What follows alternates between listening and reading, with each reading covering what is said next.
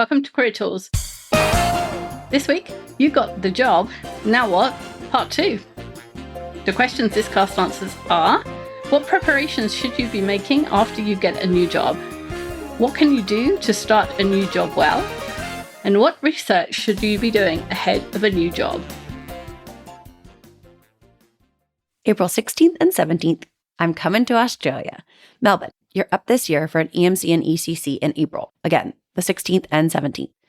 Come see us, learn how to be a good manager and communicator in Melbourne, or really, just in Australia. Meet me, get your questions answered.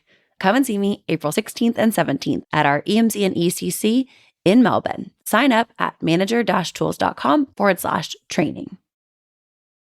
Last week, Sarah, we talked about not stopping and not waiting once you've been given the offer and accepted it. Like, we're not going to have a rest. We're going to do some things to help us hit the ground running, as the buzzword bingo call goes. We said don't stop and don't wait, and start relationships where you can. We're going to continue with find the information you need now, or the information that is important for you at this moment. Exactly. And we talked about this a little bit in the previous part of this guidance about building relationships. The information you need now is different from the information you needed before you started working there. In the same way that the questions you ask people you knew who worked at the company before you started working there were different before than they are now that you actually work there. Or how you listen when you've accepted a task is different than if you haven't yet accepted it. What you want to know before you accept the role is different to you than what you need to know now that you have accepted the role. So you're going to have different questions, new questions, more in-depth and important questions about the actual work itself instead of high level about the organization. Right. So we talked about a list of job essentials in the previous cast, and those are what your job is, what the deliverables are, when they're due, what the standards are, who the key people are, both on and off your team, how reporting is handled, how communication is handled. And there's a longer list, but those are the top however many I just read. And all of those come in context. Yeah. And so in order to set goals and make plans, you need that list, but you also need the context.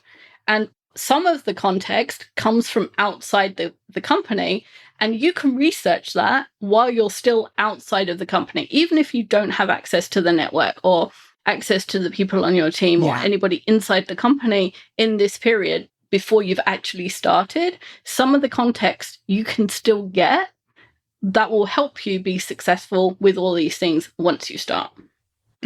Exactly. And in our previous guidance, we talked about don't stop and don't wait. And one of the ways we do that is by ensuring we stay in contact with the hiring manager every 3 or so days. So in this period, we'd recommend you start with learning, researching, and thinking about any subjects your boss recommends.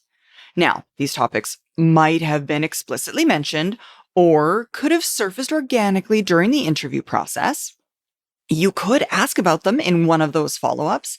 And while some suggestions might be clearly outlined as to-do list items, others just could have come up relatively subtly in conversation or be used as an example sometime in the interview.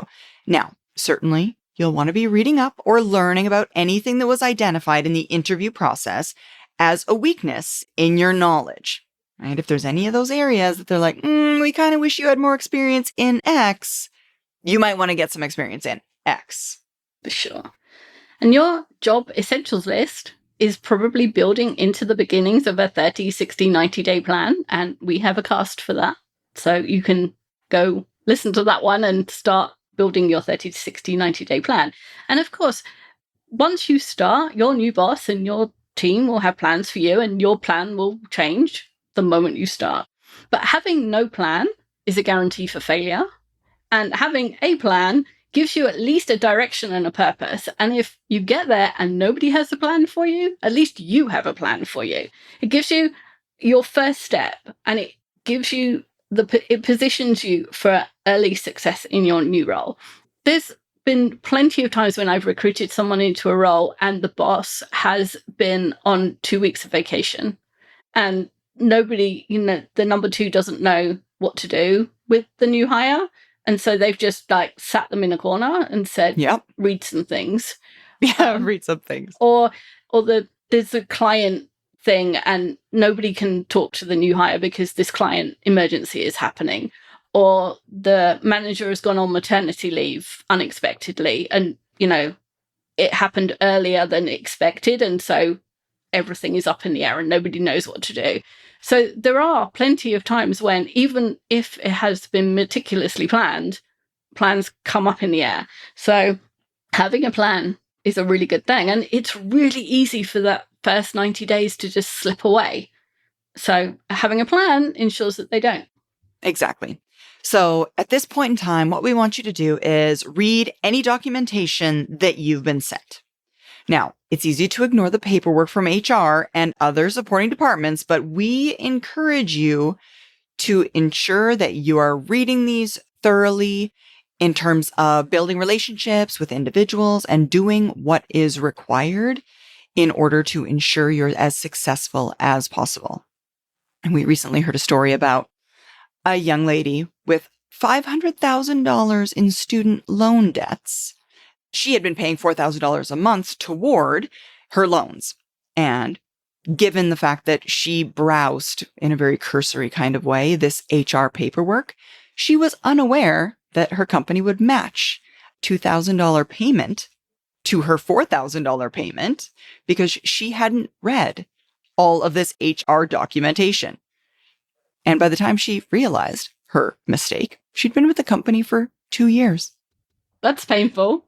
I know, right? It is boilerplate, folks, and it is at times dull, and it is not sexy, as we often say about management guidance, but that stuff will save you in the end. Yeah. So paying attention to reading all that paperwork may never be a revelation, but it may be. So read it anyway. Yeah, absolutely.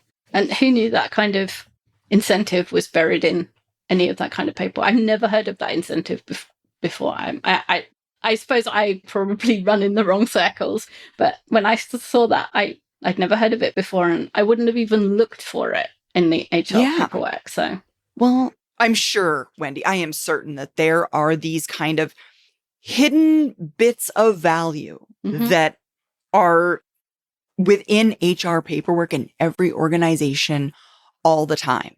And I would suggest that even if you are slightly aware of these things, a reminder of them wouldn't be a bad idea. So here's my example. I, prior to Manager Tools, worked at a university. I worked at the University of Alberta. And my first 2 years at the university, I knew that one of the benefits was you could go back to university and essentially your classes would be paid for. And for the first 2 years of my employment, I didn't do anything with or about it because I had no intention of going back to school. But 2 years into the role, I was like, you know what? Maybe I will take some night classes. So I did. And I did it using that benefit, which was communicated to me multiple years earlier, but because I knew it, I could leverage it later on. It's that, right? It's knowing these things exist gives you the opportunity to leverage them in the future if you want. Yes, absolutely. Please read the paperwork. We don't want to hear stories like that. That just it's going to be dull, but it might be worth it. Exactly. If today's cast isn't resonating with you, you're probably not a high D. Maybe you're an I, an S, or a C. Every team needs a variety of professionals. A team of only Ds would just fight all the time and not get anything done. The MT DISC assessment starts with a 20-minute online questionnaire that costs just $30. Following today's cast, we'll continue on the topic of DISC, and we'll cover all of the different styles. But before we do that, go to the Manager Tools website and find out what your profile is. Look for MT DISC under products, take the assessment, and find out your style now, so you're ready to take advantage when your style's guidance is released. So our last point is prepare your home and family life. So what we want to do is set up your home and family life so that you can reduce the workload there during the first few weeks of your new job because the first few weeks of any new job are exhausting, no matter who you are, how old you are, or how many jobs you've started. There is something about taking in that fire hose of names and acronyms and logins and locations and products and processes, all while trying to put your best foot forward for 9 hours a day, that just wipes you out. Yeah. Well, even just the stress of meeting new people. Yeah, I remember working with an intern. It was like, he'd started on Monday at like 11 o'clock. It wasn't even early. And we got to Wednesday lunchtime and he said, I don't think I can work a full week. This is really tiring. Right? And I said, yes, the first week is always like this. Don't worry. Yeah. But it's true. The first week of any job, the first few weeks of any job is always tiring. And the bigger the job, the worse it is. And so doing some work to alleviate that is a good plan. That's exactly it. Assume you will be exhausted. So in advance of starting the new role itself, make sure all the company paperwork is done, but also make sure that all of your at-home tasks are taken care of, so you don't need to be worrying about them in the first few weeks of your new job.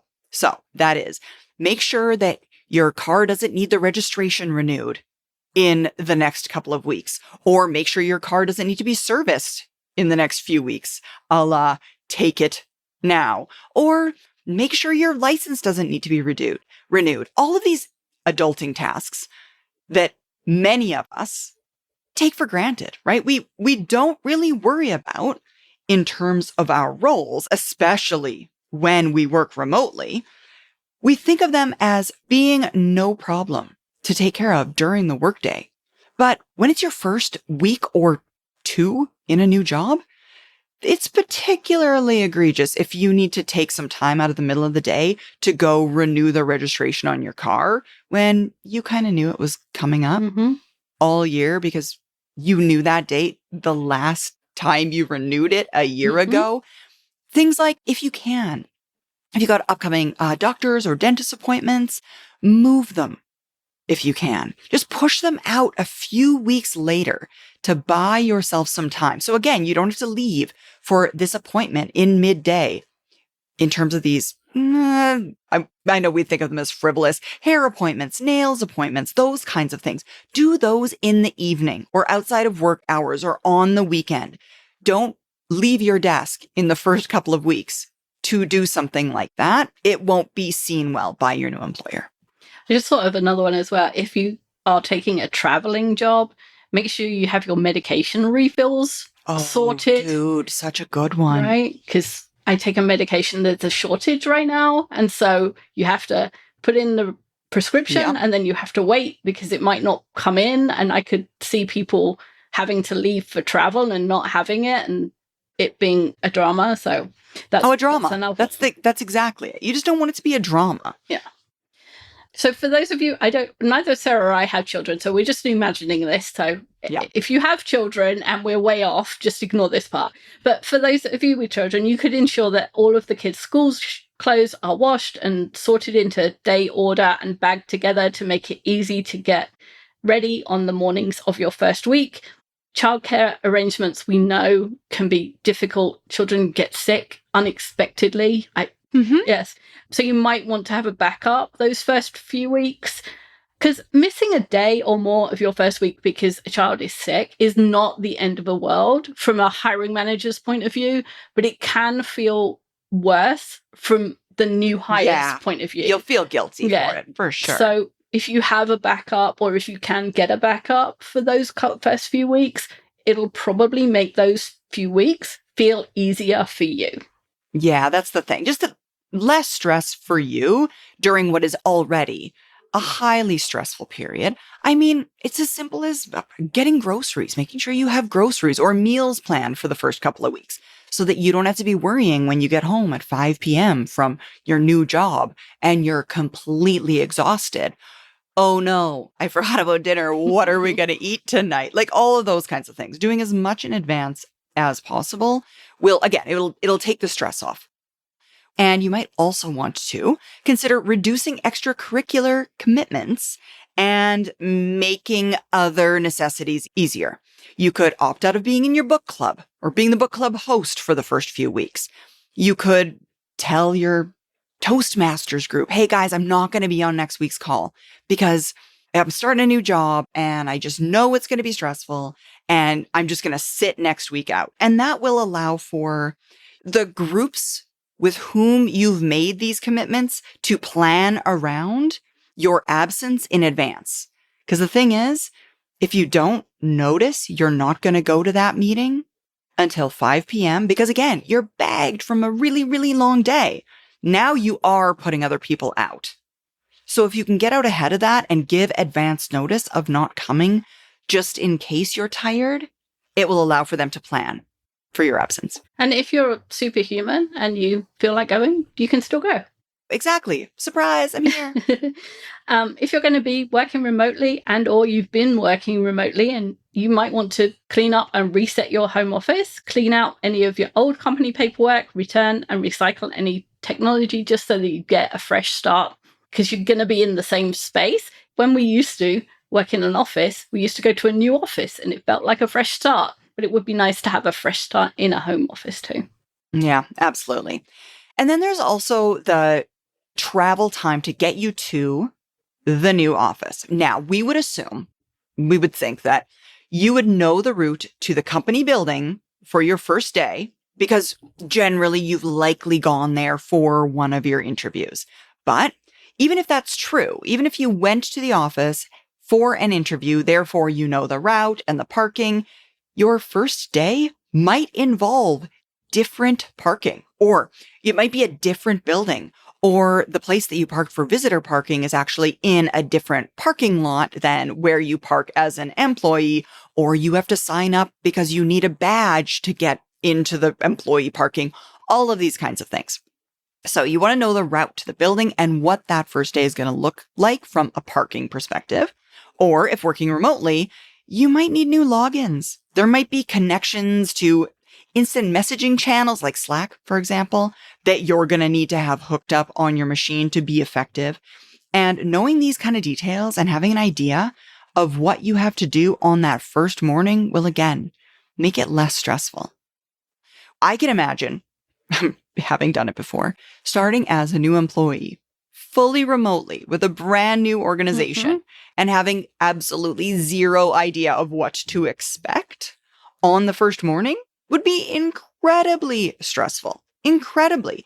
It is so much easier to listen and learn when you're not panicking about where you're supposed to be next and when you're supposed to be there. And you actually have time to think through getting yourself to the point of being an active and beneficial member of the team when you're not super worried about all of these extra little details that you need to cover. And we know that a new job adds extra pressure to your life temporarily. And so what we're saying is take some probably common sense steps to reduce the pressure in other parts of your life. And probably if you thought about it long enough, you could have come up with all of those steps too. But sometimes it helps for us to list them out and you wouldn't have thought of it because, I don't know, sometimes we don't think of the obvious. And a new job gives us the eustress that's spelled EU, which is the positive stress that gives us health benefits and energizes us and motivates us and makes us feel good. But we don't want to drown that out by the distress of worrying about car tax or who's going to look after a sick child. Yeah, it's going to be stressful enough. You can assume it will be stressful. So take away all of the other stressors that you can possibly alleviate from your life to allow for you to be stressed in the right way about bringing yourself up to speed and being an active participatory member of the team, not all of these other details that completely slipped your mind and now it's a panic. So the theme of this cast is don't wait. Often after receiving a job offer, people tend to focus on wrapping up their current responsibilities, thinking that the job transition will naturally follow. However, the key to a successful start in your new role is to actively take control of the process, take charge, be involved, and get ahead of the curve. You know what I just thought of, Wendy? Something that I didn't think about, but I think could absolutely work for the people who are listening to this cast who like a little bit more structure.